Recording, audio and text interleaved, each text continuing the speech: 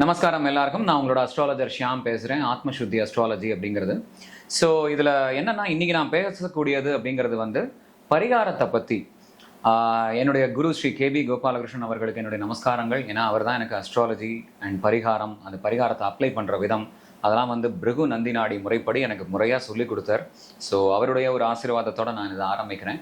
இந்த பரிகாரம் அப்படிங்கிறது வந்து லைஃப்பில் வந்து அஸ்ட்ராலஜினா நிறையா பேர் என்ன, அதாவது ப்ரிவைலிங் அஸ்ட்ராலஜர்ஸாக இருக்கலாம், இல்லை ஜென்ரலாக பீப்புள் ஒரு மத்தியில் வந்து இருக்கக்கூடிய ஒரு அண்டர்ஸ்டாண்டிங் என்னென்னா, போயிட்டு ஒரு அனாலிசிஸ் பண்ணணும், ஒரு ப்ரெடிக்ஷன் பண்ணணும் அப்படின்ட்டு ஒரு க்யூரியாசிட்டியில் போய் கேட்டுப்பாளே தவிர, அந்த ப்ரெடிக்ஷனையும் அந்த அனாலிசிஸையும் கேட்டு ஏதாவது ப்ரொவாக்டிவாக நம்ம லைஃப்க்கு வந்து ஒரு மெஷர் எடுத்து ஏதாவது ப்ராப்ளம்னா அதை கிளியர் பண்ணுவோம் அப்படின்ட்டு சொல்யூஷன் ஓரியன்டாக அதை எடுத்துகிட்டே போகிறது கிடையாது.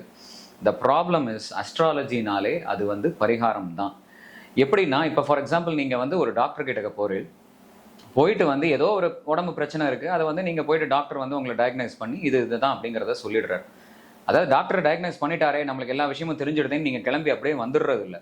அதுக்கப்புறம் டாக்டர் என்ன ப்ரிஸ்கிரைப் பண்ணுறாரோ, அது வந்து மாத்திரையாக இருக்கலாம், இன்ஜெக்ஷனாக இருக்கலாம், சர்ஜரியாக இருக்கலாம், உங்கள் ப்ராப்ளத்துக்கு ஏற்ற மாதிரி டாக்டர் ஒன்று ப்ரிஸ்கிரைப் பண்ணுவார். அதை பண்ணால் உங்களுக்கு சரியாக போகும் அப்படிங்கிறது வந்து சொல்யூஷன்.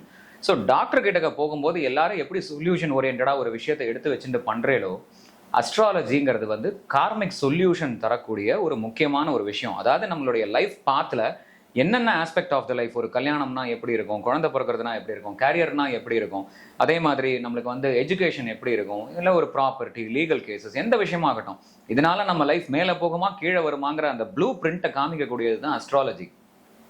அந்த விஷயம் உங்களுக்கு தெரிஞ்சு போயிட்டதுனால அது அவ்வளோதான், இனிமேல் நம்ம தலையெழுத்து, இதுதான்ப்பா நம்ம டெஸ்டினி அப்படின்ட்டு விஷயம் தெரியாதவா வேணால் நிறையா பேசிகிட்டே இருக்கலாம், அதை கேட்டு பீப்புள் நம்பலாம். பட் உண்மை என்ன அப்படின்னா, எந்த ஒரு டெஸ்டினியாக இருந்தாலும், எந்த ஒரு விஷயமா இருந்தாலும், அது ஏதோ ஒரு ப்ராப்ளம் இருக்குது அப்படின்னா அதை சரி பண்ணிக்கக்கூடிய ஒரு மெத்தடாலஜி தான் பரிகாரங்கள். அதை வந்து நாங்கள் சொல்லலை, சாஸ்திரத்தில் எழுதி வச்சிருக்கு. அதாவது நம்மளுடைய ரிஷிகள் எல்லாமே வந்து பார்த்தீங்கன்னா ஜீனியஸ். ஒவ்வொரு விஷயத்தையும் வந்து அப்படியே ஓப்பன் ஹேண்டடாக என்னமோ இந்த ஹியூமனிட்டி பண்ணிக்கிட்டோன்னு விட்டுட்டு போகலை. ஒரு பிரச்சனை வந்தால் அதை நீ சால்வ் பண்ணுறது எப்படி, அதுக்கு இதை யூஸ் பண்ணிக்கோ அப்படின்னு கொடுத்துட்டு போனது தான் பரிகாரங்கள்ங்கிற விஷயங்கள். ஸோ அப்படி பார்க்கும்போது, இப்போ ஃபார் எக்ஸாம்பிள், இப்போ ஒருத்தருக்கு வந்து கல்யாணத்துக்கு வந்து ரொம்ப நாளாக அமையவே இல்லை. அது பையனாக இருக்கலாம், பொண்ணாக இருக்கலாம்.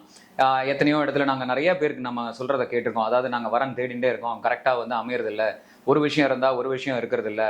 அதாவது பையனுக்கு பிடிச்சிருந்தா பொண்ணுக்கு பிடிக்கிறதில்ல, பொண்ணுக்கு பிடிச்சிருந்தா பையனுக்கு பிடிக்கிறதில்ல. இந்த மாதிரி என்னமோ ஒன்று தட்டி போயின்னு இருக்கோம். காரணம், அந்த ஏரியா ஆஃப் த லைஃப்பில் பெரிய பிளாக் இருக்குது. அந்த ஹாரோஸ்கோப் வைஸ் பார்த்தேன் அப்படின்னா கரெக்டாக வந்து இப்போ ஃபார் எக்ஸாம்பிள் ஒரு பொண்ணுக்குன்னா செவ்வாயிலிருந்து வந்து 7 குடையவனுக்கும் 10ஆம் உடையவனுக்கும் வந்து காரிய சித்திக்கு வந்து நம்ம கரெக்டாக வந்து நம்ம பரிகாரம் பண்ணிட்டே வந்தோம் அப்படின்னா கரெக்டான பையனை வந்து அந்த பொண்ணு வந்து பாப்பா, கரெக்டான லிங்க் வரும், சிங்க் வரும், கோயின்சிடன்ஸ் வரும்.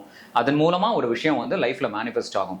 அதாவது பரிகாரம் உங்கள் லைஃப்பில் வந்து எப்படி ஆக்ட் ஆகும்னா, இப்போ எந்த ஒரு ப்ராப்ளத்துக்கும் சொல்யூஷன் வந்து பார்த்தேள் அப்படின்னா அது வந்து அந்த விஷயம் நடக்கிறது தான் வந்து ஒரு ப்ராசஸாக நடக்கும். அதாவது ஒரு விஷயத்தை யாராவது ஒருத்தர் ஆரம்பிச்சு வச்சவாளே வந்து நடுவில் ப்ராசஸில் வரமாட்டா. ப்ராசஸ்க்கு இன்னொரு டீம் உங்களுக்கு ஹெல்ப் பண்ணும். அதே மாதிரி ஒரு விஷயத்தை க்ளோஸ் பண்ணி கம்ப்ளீட் பண்ணுறதுக்கு ஒருத்தர் ஹெல்ப் பண்ணுவா. இது எல்லாமே நம்ம லைஃப்பில் வந்து நேச்சுரலாக கோயின்சிடென்டலாக நடக்கும். நல்ல டைம் இருக்கும்போது சில செட் ஆஃப் பீப்புள், நீங்கள் ஒரு இடத்துல இருப்பேள், பிளேஸு, பீப்புள், ஆப்ஜெக்ட் அப்படிங்கிறது ஒரு பேட்டர்னில் லைஃப்பில் இருக்கும். அதே மாதிரி டைம் நன்னா இல்லை அப்படின்னா அப்போ சில மனிதர்கள் உங்களோட இருப்பா, நீங்கள் சில இடத்துல வசிச்சிருப்பேள், சில இடத்துல வந்து சில விஷயங்களை, சில ஆப்ஜெக்ட்ஸ் எல்லாம் நீங்கள் யூஸ் பண்ணியிருப்பேள். அது நல்ல டைம் வரும்போது உங்ககிட்ட அவள் யாருமே இருக்க மாட்டா, அந்த பொருளை நீங்கள் யூஸ் பண்ண மாட்டேன், அந்த இடத்துல இருந்து நீங்கள் மாறி இருப்பேள். இது வந்து அலைன்மெண்ட்டுன்னு பேர். இதுக்கு பேர் சாதாரணமாக பேட் கர்மா இருக்கிறவாளுக்கும் பாவகர்மா நிறையா இருக்கிறவாளுக்கும் கடவுள் வந்து என்ன பண்ணுவார்னா, ஜென்ரலி பீப்புள், பிளேஸ், ஆப்ஜெக்ட், அதாவது அவள் இருக்கக்கூடிய இடம், அவள் அலைன் ஆகிருக்கக்கூடிய மனிதர்கள், அவள் யூஸ் பண்ணக்கூடிய ஆப்ஜெக்ட்ஸ், இது எல்லாத்தையுமே லாக் பண்ணிடுவார்.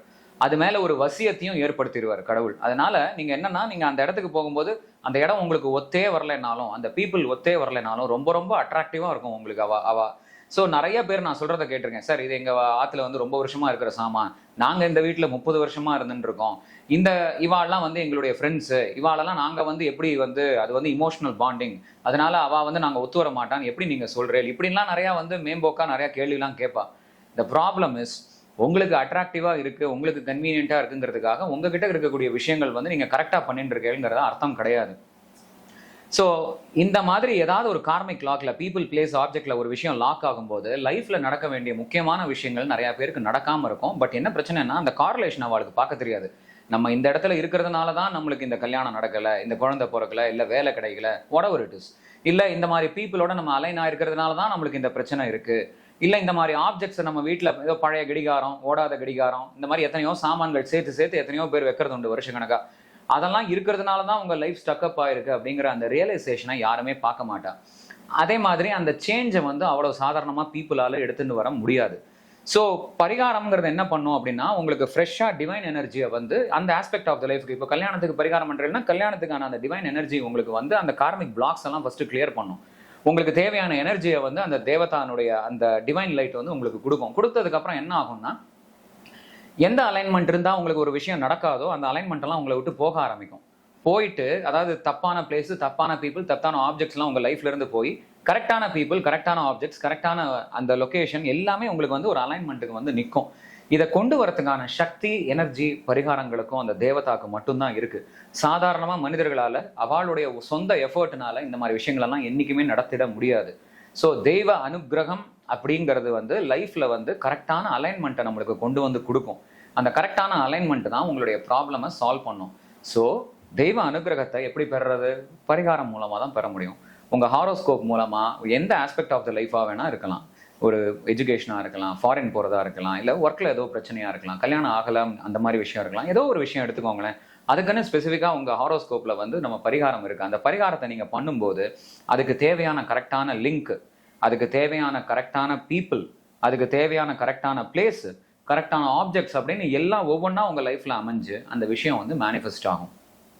பீப்புளுக்கு என்ன பிரச்சனைனா, அந்த திருஷ்டி இருக்காது. அதாவது கான்ஷியஸாக நம்மளுக்கு ஒரு விஷயத்தில் எந்த பேட்டர்னில் லைஃப் வந்து ஃப்ளோ ஆகிறது அப்படிங்கிற அந்த திருஷ்டி அது இருக்காது. அப்படிங்கிறதுனால அவளால் வந்து எந்த விஷயத்தையும் தன்னாலேயே பண்ணிக்க முடியாது. அதுக்கு ஒரு குருனுடைய அனுகிரகம் தேவை, அம்மா அப்பானுடைய அனுகிரகம் தேவை, தெய்வ அனுகிரகம் தேவை, பரிகாரத்தினுடைய பவர், எனர்ஜி தேவை. அதெல்லாம் வச்சு தான் வந்து லைஃப்பில் வந்து அவள் எந்த விஷயத்தையும் மூவ் பண்ண முடியும். ஸோ எந்த ப்ராப்ளமாக இருந்தாலும் யாராவது வந்து அதெல்லாம் என்னப்பா தலை எழுத்து அப்படின்னு உங்ககிட்ட சொன்னான்னா நம்பாதீங்க. உங்கள் ஹாரோஸ்கோப்பை எடுத்துன்னு வாங்கோ.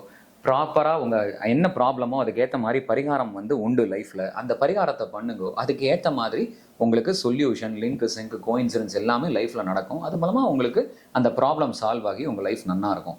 ஸோ இந்த ஒரு விஷயத்தை தான் நான் இந்த வீடியோவில் நான் வந்து எம்ஃபசைஸ் பண்ணணும்னு நினைக்கிறேன். இதில் பரிகாரத்திலே உங்களுக்கு வந்து பார்த்தீங்கன்னா வெவ்வேறு லெவல்ஸ் இருக்குது. அதாவது இப்போ என்னென்னா, எந்த விதமான ப்ராப்ளத்தினுடைய இன்டென்சிட்டியை பொறுத்து, நான் இப்போ ஃபஸ்ட்டு நான் அந்த மெடிக்கல் டாக்டரை பொறுத்து ஒரு மெட்டாஃபர் சொன்னேன் இல்லையா?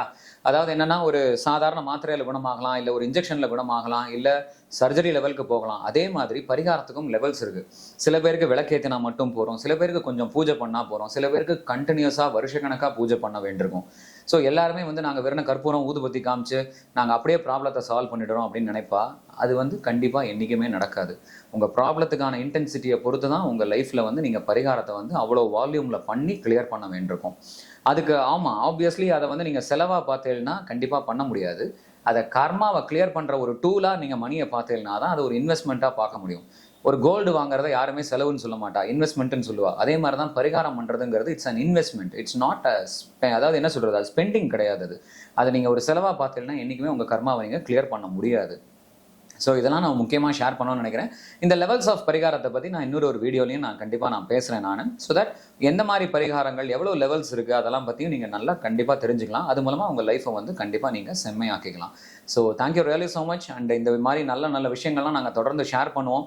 நீங்களும் இந்த சேனலை வந்து நிறையா பேருக்கு ஷேர் பண்ணி சப்ஸ்கிரைபும் பண்ணுங்க. ஸோ தட் நிறையா பேர் வந்து ரொம்ப ரொம்ப பயனடைவார்கள் என்பதை நாங்கள் நம்புகிறோம். So thank you really so much. நமஸ்காரம்.